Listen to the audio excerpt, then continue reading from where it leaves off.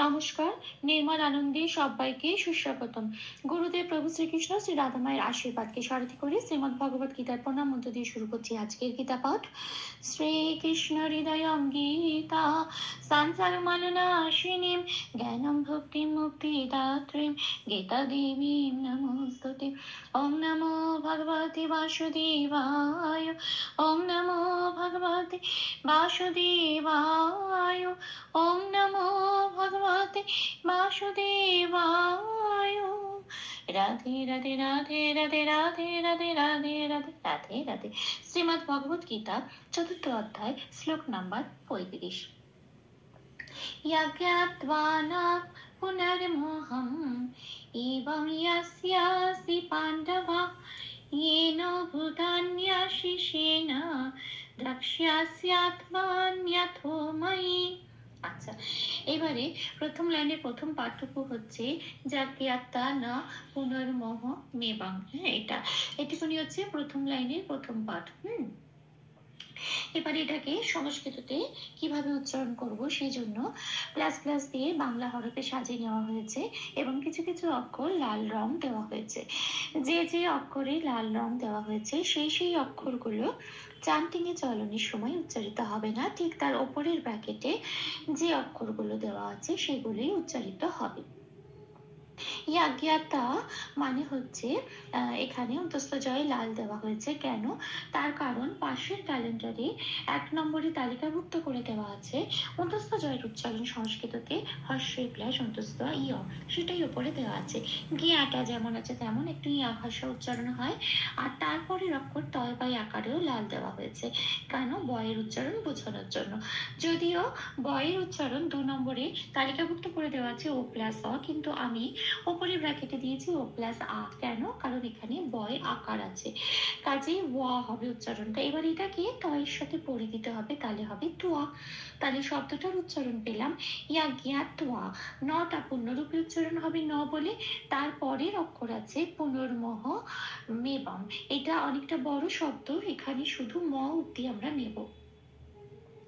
ম অব্দি নিলে আমাদের মতে ভেঙে ম অব্দি নেব, তাহলে আমাদের অক্ষরটা দাঁড়াবে পুনর্মোহম এটা।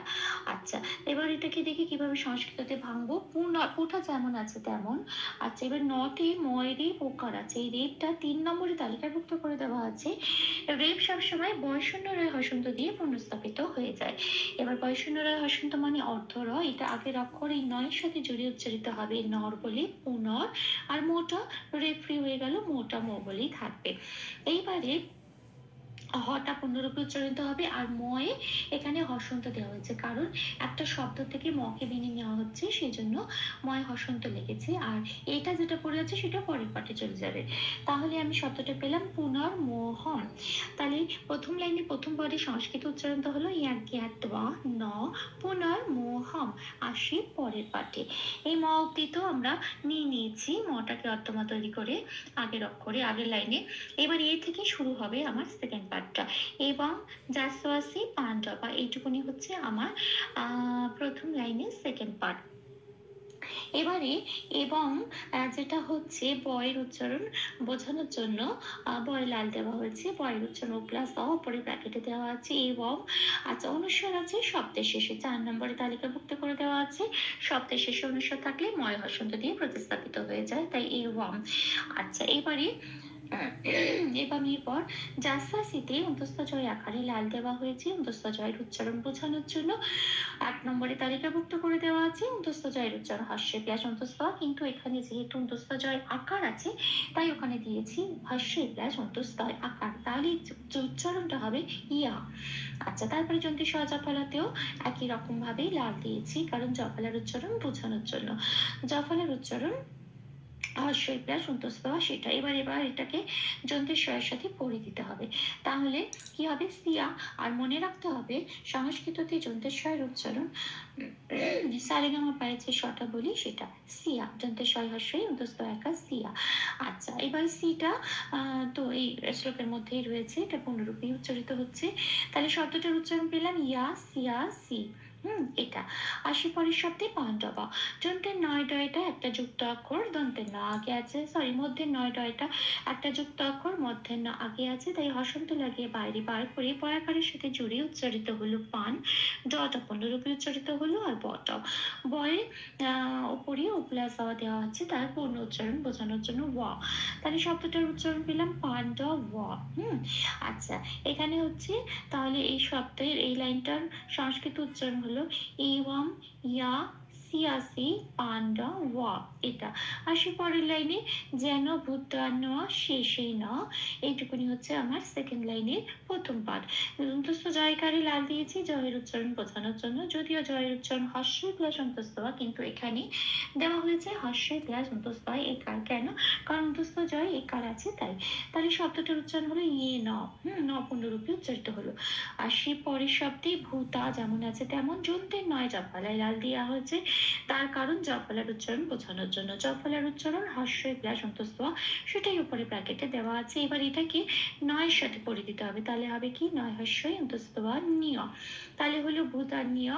আচ্ছা, শেষে নটা যেমন আছে তেমন, ন পূর্ণরূপে উচ্চারিত হলো।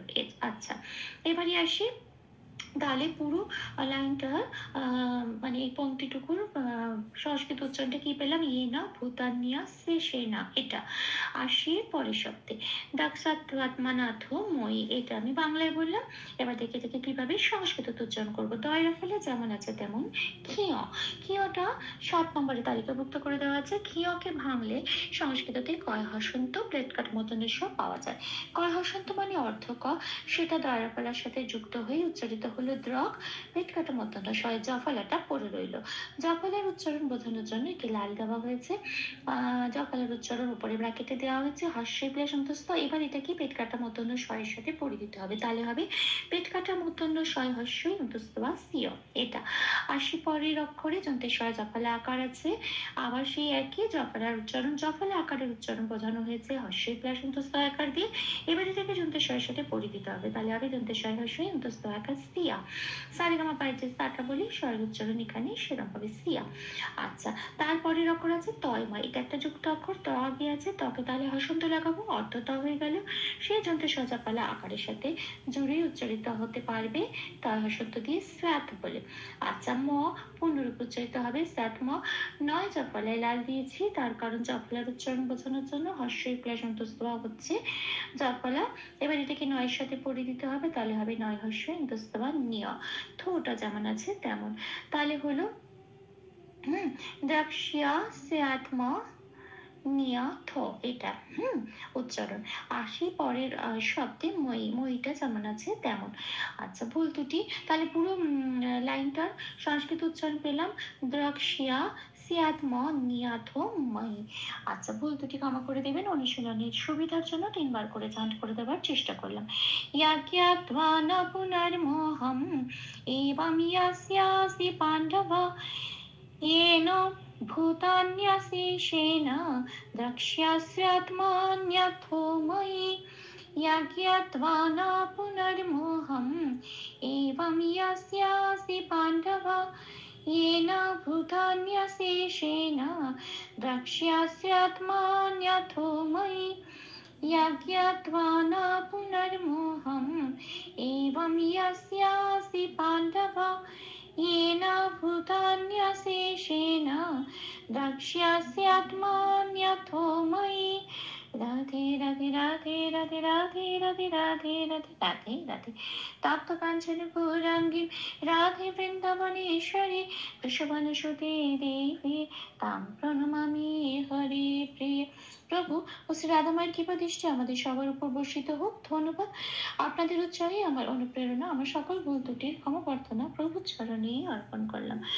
ওম কৃষ্ণায় বাসুদেবায় হরয়ে পরমাত্মনে প্রণত ক্লেশনাশায় গোবিন্দায় নমো নমঃ।